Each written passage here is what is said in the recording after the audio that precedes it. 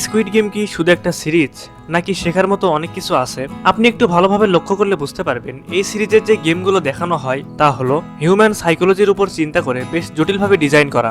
মানুষের আর্থিক সামাজিক অবস্থানের সাপেক্ষ পরিবর্তন, ইমোশনাল ইন্টেলিজেন্স এর বেশ বড়সড় ভূমিকা, leadership, team work, trust, risk, networking, এই স্কিলগুলো কিভাবে আপনাকে অনেক জটিল সমস্যা থেকে বের করে নিয়ে আসতে পারে। চলেন আজকে এই সিরিজের গেমগুলোকে একটু অন্যভাবে দেখি, কিছু জিনিস শিখি যেটা আমার আপনার ক্যারিয়ারের জন্য দারুণ কিছু হতে পারে। নম্বর 1, রেড লাইট গ্রিন লাইট। এই গেমটা সিরিজের 2টা সিজনে আছে। গ্রিন লাইট হলেই সামনে দৌড়াতে হবে, কিন্তু সিগন্যাল রেড লাইট আসলেই থেমে যেতে হবে। এক মুহূর্তের অসাবধানতায় কেউ একটু নড়লে বিপদ। নম্বর 2, ডেলগোনা ক্যান্ডি। একটা ক্যান্ডিতে শেপ দেয়া থাকবে, শেপটা খোদাই করে বের করে আনতে হবে। যদি একটু ভুল হয় সব শেষ। শেষ মুহূর্তে আমাদের হিরো টিপিক্যাল ওয়েতে কাজ না করে ক্যান্ডিটা চাটতে শুরু করে যাতে এটা পাতলা হয়ে যায় আর খোদাই করা সহজ হয়ে পড়ে। নম্বর 3, টাগ অফ ওয়ার। এটা আমাদের দেশের নর্মাল দড়ি টানা খেলার মতোই, 2 টিমে ভাগ হয়ে খেলবে, শুধু তফাৎ হলো এখানে হারলে বেঁচে ফিরে আসা কোনো উপায় থাকবে না। নম্বর 4, মার্বেলস।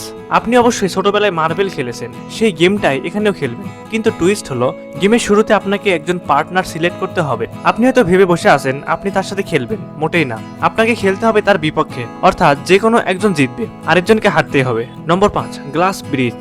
আপনার সামনে কাচের সেতু, এই সেতুর কিছু গ্লাসে পা রাখলেই ভেঙে যাবে, আবার কিছু গ্লাসে পা রাখলে অন্যদের চেয়ে এগিয়ে যাবেন। নিয়ম হলো যে আগে পৌঁছাবে সে বেশি টাকা পাবে, যে পরে পৌঁছাবে সে কম টাকা পাবে। সমস্যা হলো যে আগে যাবে সে কিন্তু কোনো হিন্ট পাবে না, অপরদিকে যে পরে যাবে সে অন্যদের পরে যাওয়ার দেখে বেটার ডিসিশন নিতে পারবে। নম্বর 6, 6 লেগস।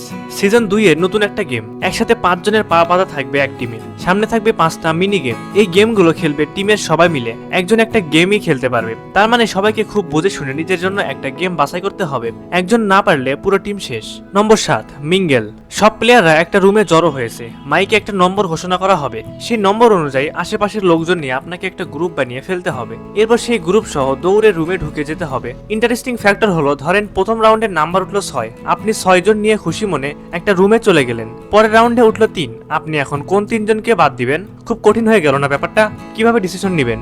সিজন 1 আর 2 মিলিয়ে এই গেমগুলো এই পর্যন্ত বের হয়েছে, প্রত্যেকটা গেমই খুবই ব্রিলিয়ান্ট ভাবে ডিজাইন করা হয়েছে, লার্নিং চাইলে যে কোনো জায়গা থেকেই নেওয়া যায়। সুপ্রিয় দর্শক, আমাদের ভিডিওটি দেখে আপনার কি মনে হলো? এই গেমটি কি আপনার পছন্দ হয়েছে এবং এখান থেকে কি আপনি কিছু শিখতে পেরেছেন? অবশ্যই আপনার মতামতটি আমাদের কমেন্ট করে জানিয়ে দিবেন। এতক্ষণ আমাদের সাথে থাকার জন্য আপনাদের জানাই আন্তরিক ধন্যবাদ।